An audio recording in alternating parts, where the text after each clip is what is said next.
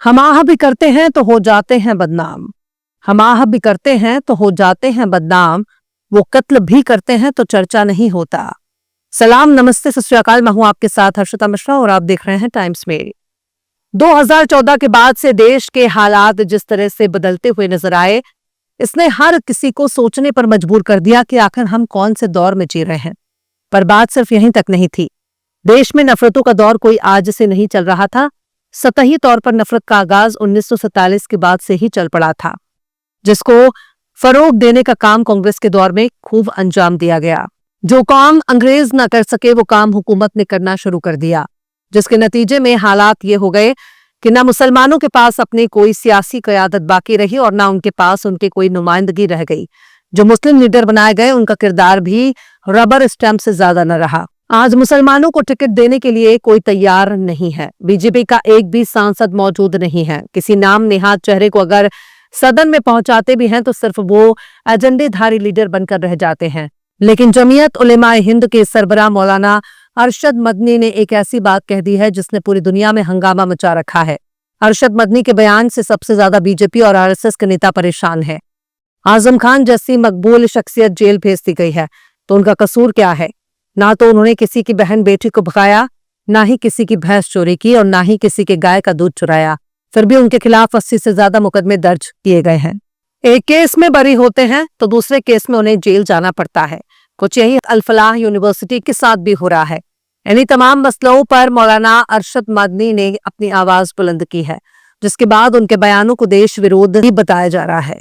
पर गौर से पहचानिए कि मदनी के बयानों के खिलाफ इस वक्त उन्हीं लोगों को खड़ा किया जा रहा है जो मुसलमानों की मॉब लीचिंग पर चुप रहते हैं, जो मुसलमानों के मजहबी मकामात पर बुलडोजर चलाने पर चुप रहते हैं, हुकूमत से कोई सवाल नहीं पूछते। लिहाजा मौलाना अरशद मदनी के बयान पर हंगामा बरपा हुआ है।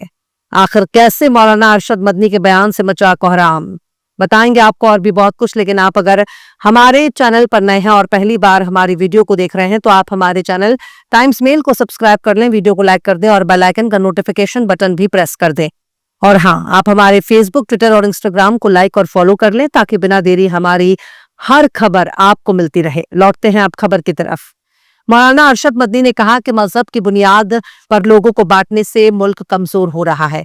जो हो रहा है उसे देखकर लगता है कि फिरका परस्त ताकतें इस्लाम और मुसलमान दोनों को खत्म करने पर तुली हैं, लेकिन शायद उन्हें मालूम नहीं है कि इस्लाम का चिराग कभी नहीं बुझेगा। जिन्होंने उसे बुझाने की कोशिश की वो खुद बुझ गए।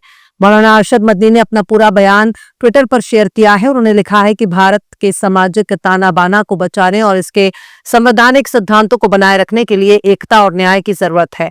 लेकिन मौलाना अरशद मदनी ने जो बयान दिया वो बहुत ही संजीदा है।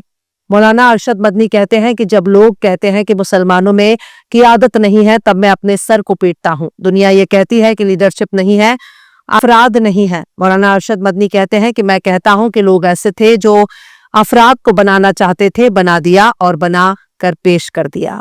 आज दुनिया ये समझती है कि मुसलमान अपाहिज हो चुका है, खत्म हो गया, बांझ हो गया। मैं नहीं समझता।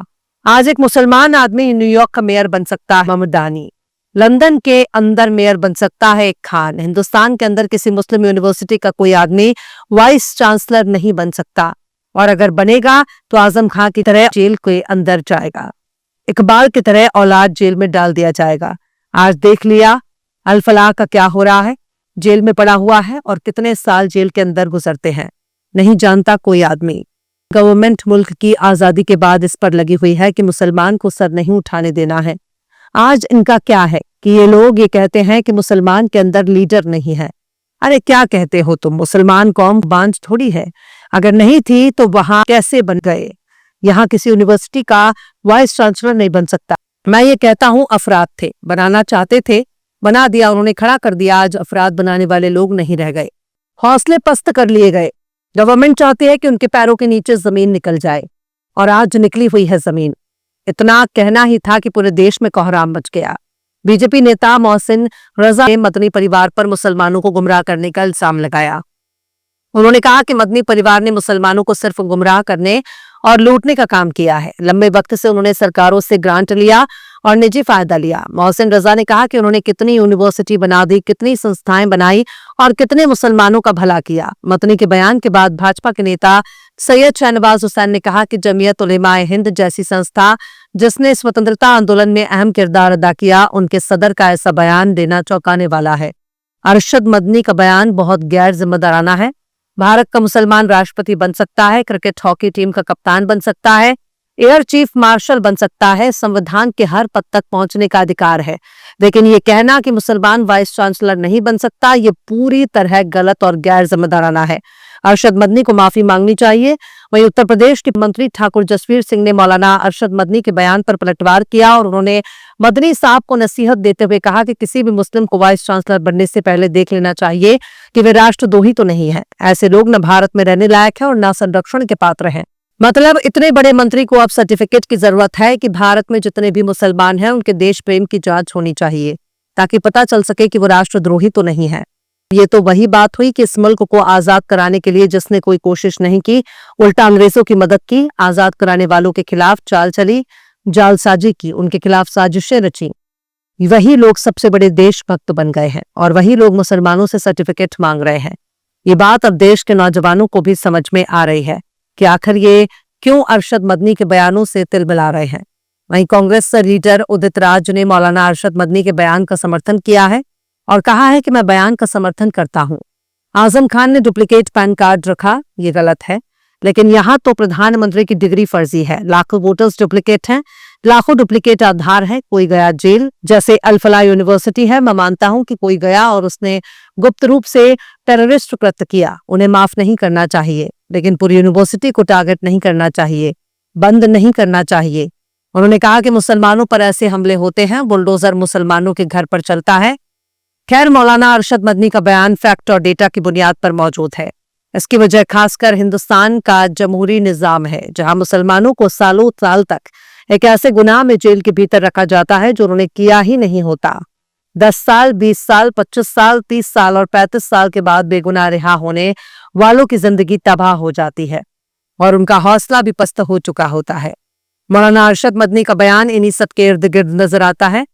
बहरहाल, चलते चलते आखिर में शौक बहराइची ने भी क्या खूब फरमाया है, बर्बाद गुलिस्ता करने को बस एक ही उल्लू काफी था, बर्बाद गुलिस्ता करने को बस एक ही उल्लू काफी था, हर शाख पे उल्लू बैठा है, अंजाम गुलिस्ता क्या होगा। फिलहाल इस खबर में बस इतना ही। इस पूरी खबर को शम्स तबरेज ने लिखा है, जिन्हें आप ट्विटर पर भी फॉलो कर सकते हैं। ट्विटर हैंडल है @शम्स तबरेज काजी। वीडियो आपको कैसा लगा कमेंट बॉक्स में जरूर से बताइए। वीडियो पसंद आए तो लाइक करें, शेयर करें और बेबाक निष्पक्ष स्वतंत्र पत्रकारिता को सपोर्ट करने के लिए हमारे चैनल टाइम्स मेल को जरूर से सब्सक्राइब करें और हाँ, बेल आइकन की घंटी वाली बटन आप जरूर से दबा दें ताकि आपको हमारे आने वाले नए वीडियो की नोटिफिकेशन फौरन ही मिल जाए। फिर मिलता है किसी और वीडियो में एक नई खबर के साथ। हर्षिता मिश्रा को दीजिए इजाजत। जय हिंद। अगर अभी तक आपने हमारे चैनल टाइम्स मेल को सब्सक्राइब नहीं किया है तो जल्दी से सब्सक्राइब कर दें और बेल आइकन भी प्रेस कर दें।